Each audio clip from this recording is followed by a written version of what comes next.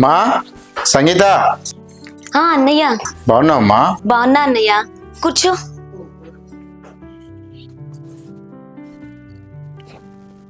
అన్నయ్య అన్నం తింటావా?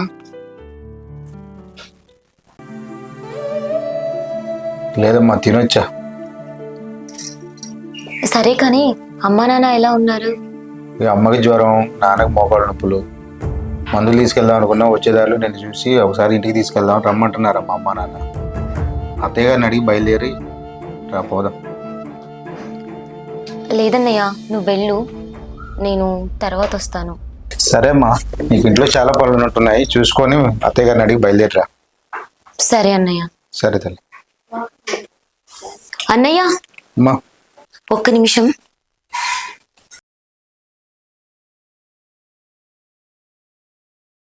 అన్నా, ఈ డబ్బులుంచు. ఏంటి నువ్వు చేస్తున్న పని?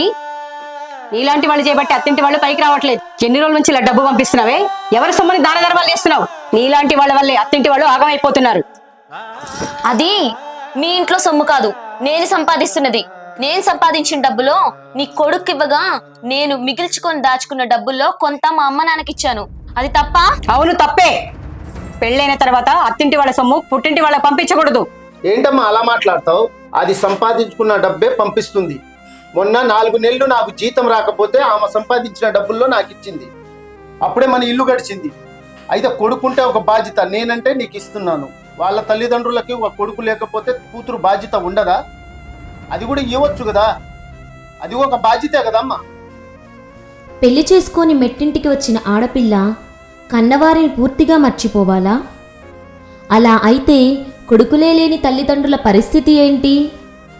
అన్నదమ్ములతో పాటు ఆడపిల్లలకు సగం ఆస్తి రావాలని చట్టం వచ్చినప్పుడు కన్నవారిని చూసే బాధ్యత కూడా ఆడపిల్లకు సమానంగా ఉందని ఎందుకు మర్చిపోతున్నారు?